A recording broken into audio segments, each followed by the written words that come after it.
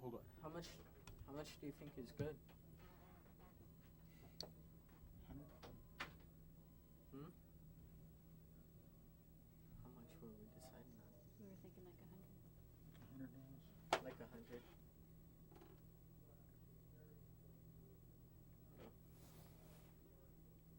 Hello? She hung up on me. Hello? What do you think? She said, yeah, that's fine. Nobody was home at John's house? Did you call TJ's cell number? Could be with TJ. Okay. No way, she's grabbed. Right.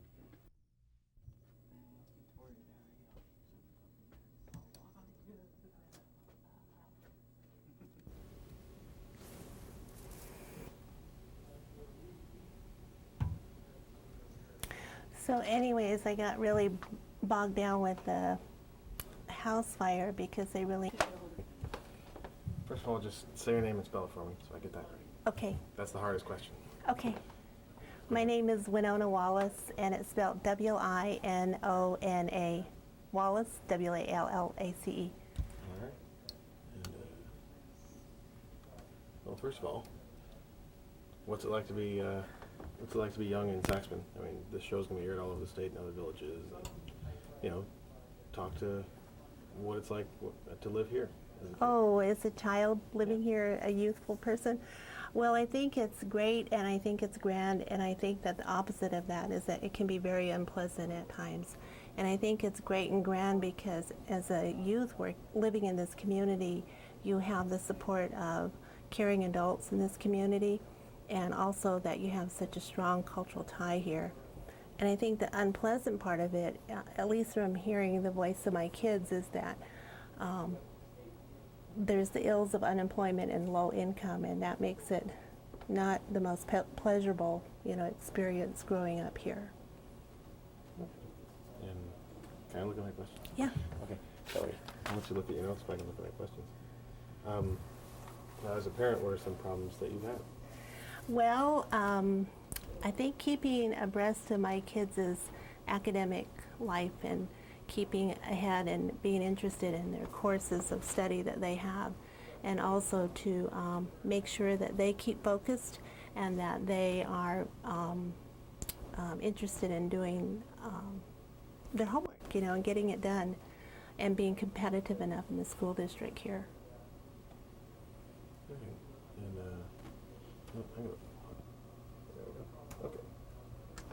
And, so, once again, what are some problems that you've run into, with your kids growing up in Saxman? The problems they've had growing up in Saxman? Yeah.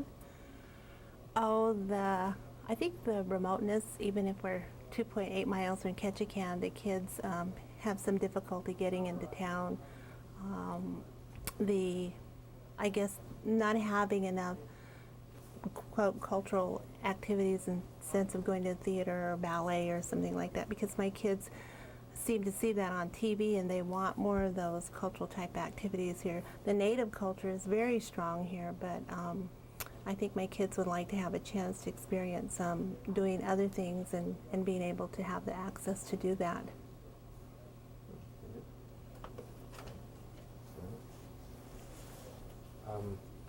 Now, talking about the youth program, what problems does the youth program help to solve? Well, the youth program was designed to keep our kids in school and to make sure that those that were having difficulty academically, that they would have the resources to stay in school and that there would be support for them, or those that had dropped out would be able to get back into the mainstream of schooling. The youth program here definitely has created a core center for the kids to be able to find resources in the Youth Opportunity Program office, and they've got a strong leader, Carlin, quiet, but leading the kids in the right way, non-judgmental, and the kids totally feel accepted by her. Very good. You hear that back there?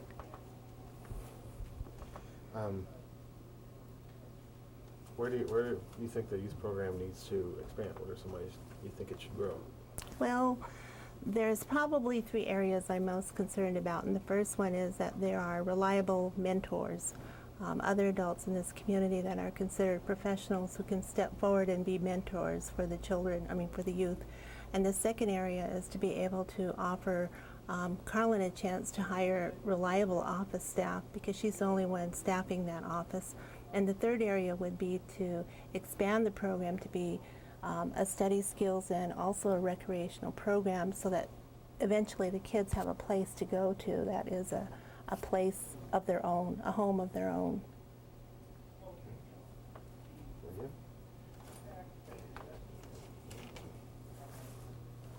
good. And now talking specifically about your children, how has the youth program worked to change their lives?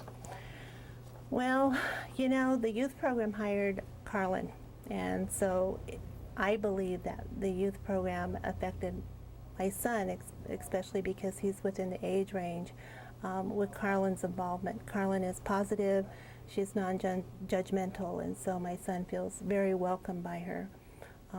His experience with Carlin is that she allows him to express himself, she listens well, and she is always promoting the things that he's interested in.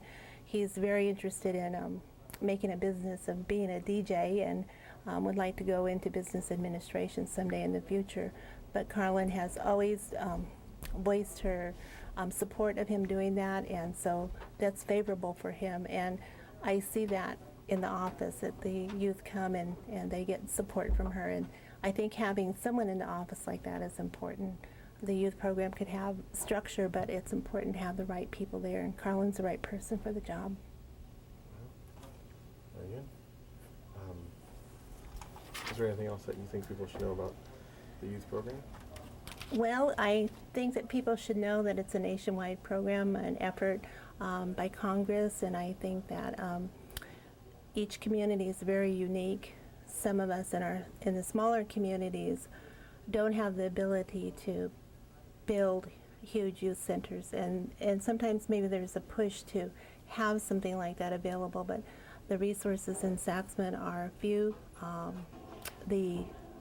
It seems like the leaders that do help today are the same leaders that are always helping, and that becomes a problem because you get used too much. What is that called? You're spread thin, and so sometimes working on a project might not be as prioritized. How did you feel this evening when they were going through their presentation, and even after the presentation when Joe and Stan, right? Yeah, we're saying that they're very proud of what they're doing. Well, Joe and Dan are advocates for the youth, and I think that they would say positive things, but I was most impressed with Randy Quick and most impressed with Kevin Shields. Knowing their background, they had never experienced NCAI, and they came before our councils tonight and spoke very fluently, I believe. I heard them well, and I was very impressed with them, and especially because they had never experienced something like this. I mean, Saxman is remote, and that's a problem. Our kids want to go to Seattle, go to Juneau, go other places, and it's not affordable. So when Randy and Kevin had a chance to get off the island and to experience something new, it opened their eyes, and it also brought them a chance to speak before our council, and I thought was very positive. And just so I make sure that I get it right, what is NCIA? What does that stand for? The what? Was it NCIAA? Oh, National Congress of American Indians. Okay. It's NCAI. Okay. I want to make sure I got that right. And the tribal office. Oh, okay, that's easier. I know about that. Okay. What are your needs over there? Well, we wrote a grant a year ago to the Denali Commission, and it was to help us assist with the health and safety of a substandard office. We were overcrowded, and we've kind of been, the tribal office doesn't have a home of its own. We, for a moment, stayed upstairs here in City Hall in a small area. There were 5 staff members in a 14 by 5-foot office. And we had a chance to move down to the public safety building, and it seemed ideal at first, but we wrote more grants and more people came on, and so that place became overcrowded as well. It's not conducive to an office because a portion of the building is rented to tenants. So we're hoping that at some point we can remodel that area to make our present office a youth area, and then hopefully in the future maybe expand and use the other side if possible. Okay. And so this is something that, you know, in the scope of things, as far as what the Development Commission does, this is not one of their big projects by any means. No. But it's big for here. It's important. Right, and it was nice to know that we could write a quick grant and assist us with painting and putting new carpeting in and putting shelving in, and to be able to find a more effective way to, you know, manage an office. So it certainly wasn't big, but we got $25,000, and for us, it's not a grant that we have to heavily manage. All we have to do is report to them. The Denali Commission was very thoughtful in running this small grant. They gave us a camera, said to take before and after pictures. We have to do quarterly reports. They don't have to be intensive. They'll call me ahead of time if I'm late with a report. So I worked really well with the Denali staff, and I really appreciate them being right on top of the grant. I think that might answer my next question. And what would you say to other villages that they're like, man, we could use some work? How has it been to approach the Denali Commission? And well, you kind of answered that part, but what would you say to others that might be watching this? Well, they need to be encouraged, that they need to go after that grant. I think that they'd be pleased. I didn't feel it was a very difficult task to do. I just wrote up a little grant, presented a budget, and it wasn't too long that I had to wait for a reply from them. I know that they've been accessible all the time. They've made themselves very available to me and answered any questions before I sent the grant in. Were helpful in me writing that grant as well. Very good. That's all I have. Okay. Unless you want to say something about Joanne. No.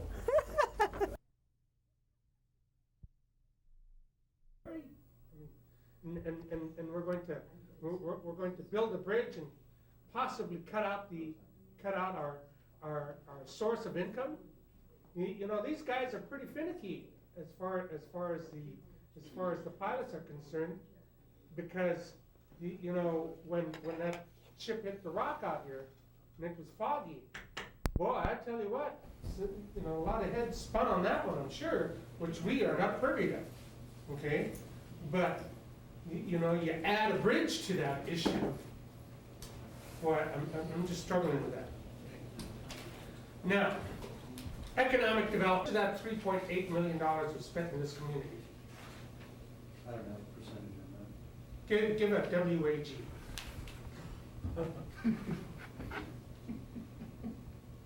really tough. There's a lot of numbers I have to add up to tell you that. When you say this community, when you're, I'm going to attend the meeting on Monday. I trust that you'll have a figure for me then, because I'm going to attend that meeting and I'm going to ask you that same question.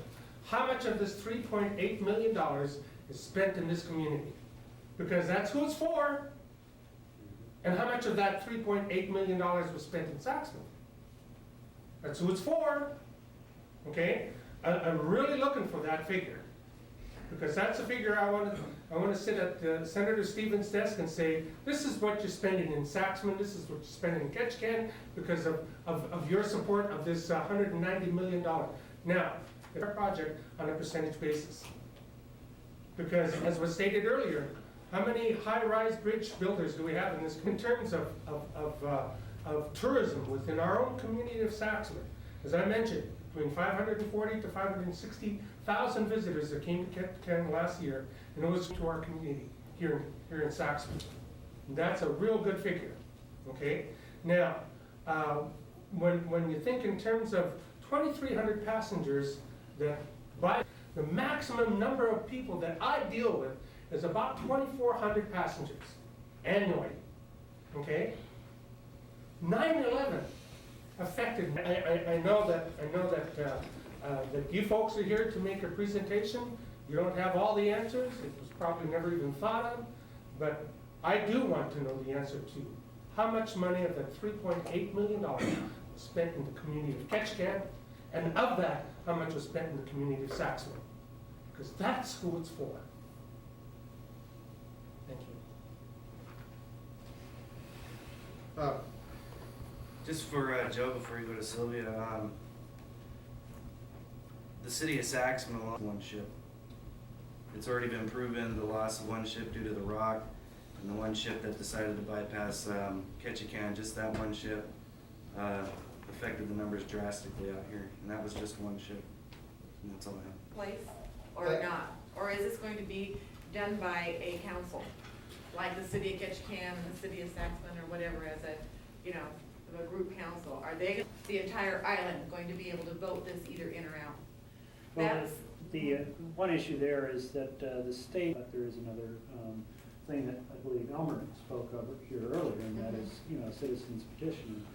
And the Department of Transportation has no, you know, basically no comment on that one way or another in terms of the actual. that, and they vote it down.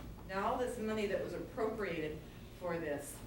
Now, the only reason why I'm bringing this up is because I was born and raised on this island, lived here all my life. Mhm. It's my pet rock, personally. But ever since I can remember, Sure, but it's up to Congress. Congress has to. Yeah, we can't. so if this gets voted down, we're just kind of out the whole $190 million, so to speak, in Well, a sense. there's one thing is that, you know, the only money that is appropriated is the $20.4 million and the incremental state match on the 20%. There's no $190 million authorized specifically in the congressional language. Our congressional delegation, I've read the newspapers and heard them on the radio, have said numerous times that this is their number one priority in the state. Now, they are in a position to allocate money. So it has been the assumption that that money is coming, you know, through the high priority or through the direct appropriation too. So that's your answer. It doesn't, yeah, it doesn't really, you know, really answer the question per se, because all this money can be allocated anywhere than you're actually saying. And you don't. We can't today sit here and guess what Congress is gonna do next year or the year after, as far as appropriating. Money spent on just deciding whether or not it's gonna be feasible or not. Actually, from my perspective, since I've been doing this since the summer of '99, this has gotten us a long ways. The fact that we're having discussions like we're having today with chambers of commerces, the fact that we're having these discussions means that we have come a long way. We've got a narrow list of alternatives. I'm feeling a little defensive because there's been an awful lot of work and an awful lot of time put into this, and to just real quickly say that you don't have the answers, well, I think you're selling the documents a little short. And I guess I would urge people to look at the information, because a lot of the impacts are in there. We have a very, in this community, a number of times over the years to talk about this project. And it's frustrating to us just as much as it is frustrating to you, because it seems like we're not making any progress and you're telling me to spend almost $4 million. That's a lot of money. This is a very expensive process to conduct the kind of studies we've done. I mean, yeah, maybe that's $4 million worth of paper that Peter has sitting in his lap in that document. Well, there's actually a whole bunch of other work that's been done on this thing, community into talking about it. And whether we agree with the recommendation or not, whether we think it has any credibility or not, I feel like I'm out of my board. I think Elmer said it real well, is that, but what it did, the process, the way it's done, and you have done a lot of work, and I've read the Monte Carlo study. Your group, from others that says, hey, cutting off the East Channel is completely unacceptable, and here's why. You know, obviously, we're gonna have to consider that.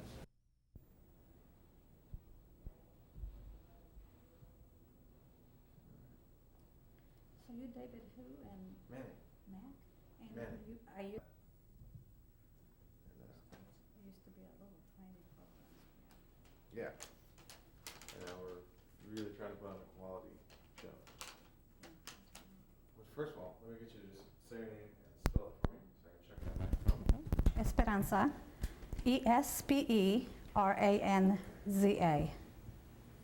All right. And what's your position here? I am the Director of Social Services for KIC, and I'm a licensed clinical social worker. I gave him brighter end.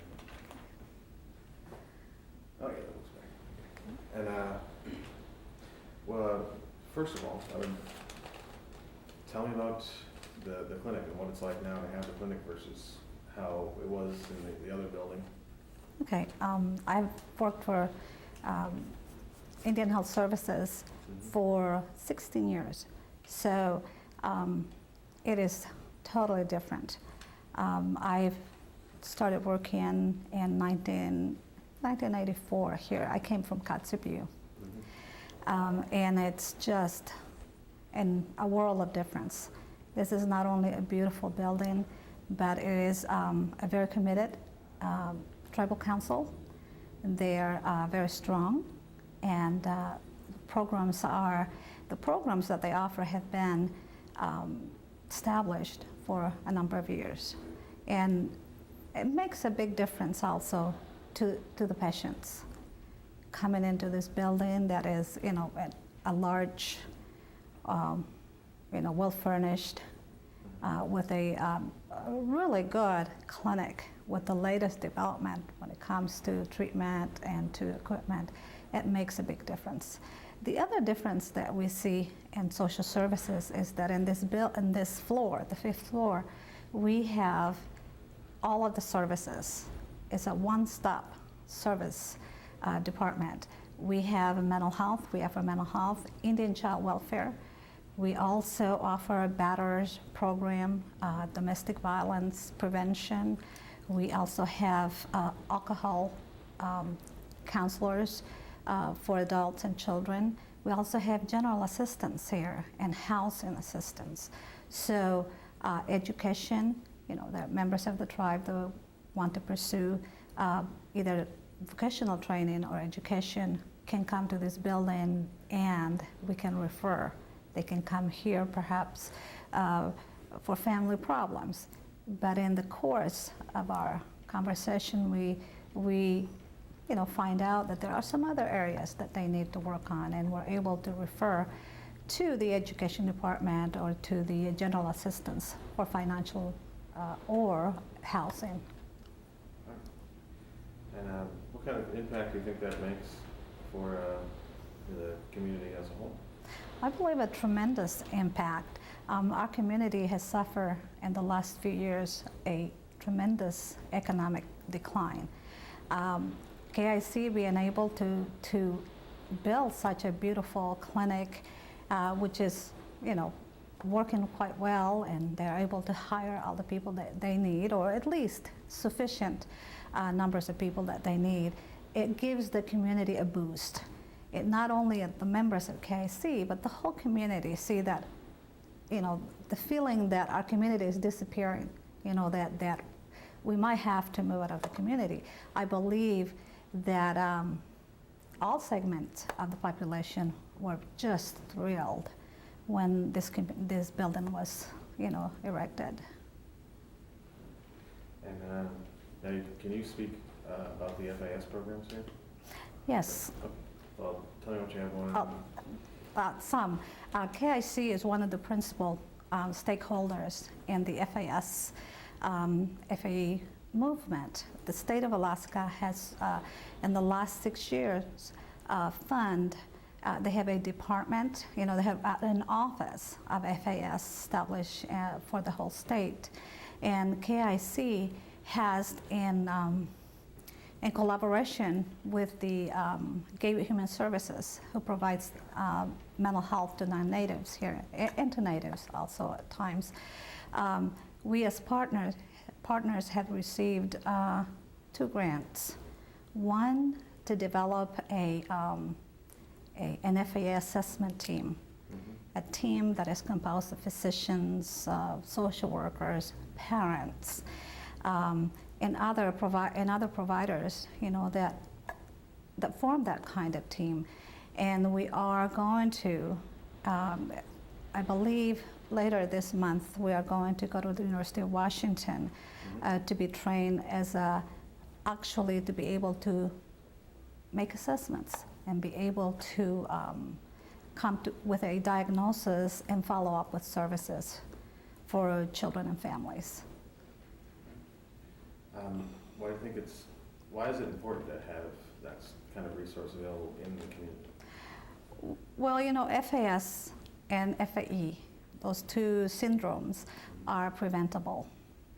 And are syndromes that affect children and families from birth till death. And the syndromes rob just wonderful children from reaching their full potential.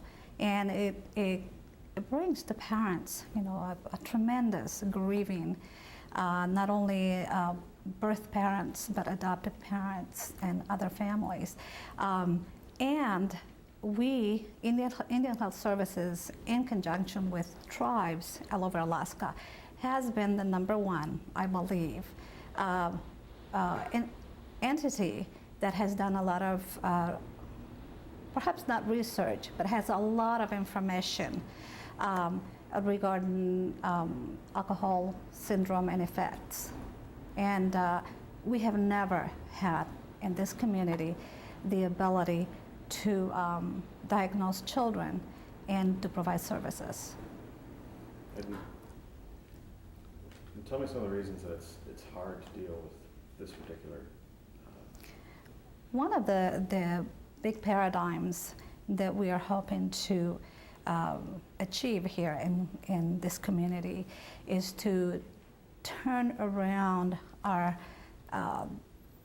the way we provide services. We have never been able to provide complete services and, well, not even minimal services to families and children with FAS and FAE. What we have done, our paradigm at this time, is to look to the families of the children, to the parents, because we are very lucky here in this community that we have a number of parents with children, either grandparents and parents with children that suffer FAS and FAE, and they have become on their own experts on what's going on and what these children need. Plus, they live with these children 24 hours a day, and so it is very important for them to have some kind of a group, agency that can say, we're going to help. We want to listen to you. And the concern that we hear from parents and grandparents raising these children are that the professionals do not understand.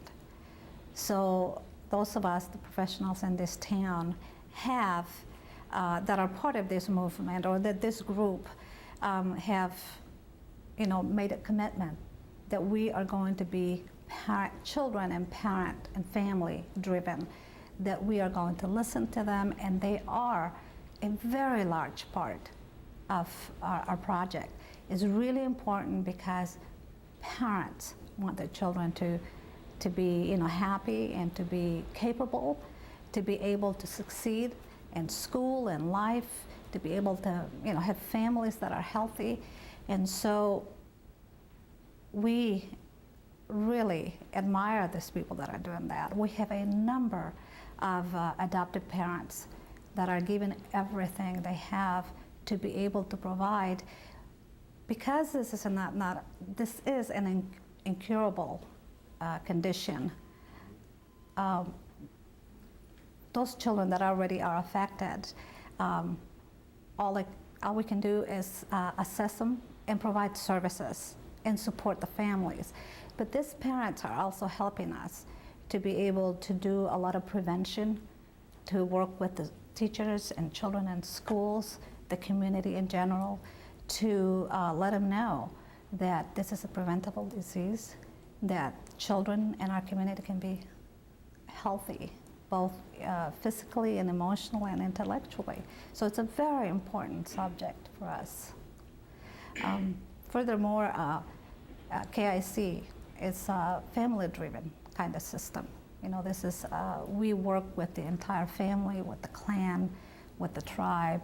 So that's a very important area in which we have not been at the forefront, but the tribe and the professionals that work here in social services are extremely committed to you know, keep up with the parents.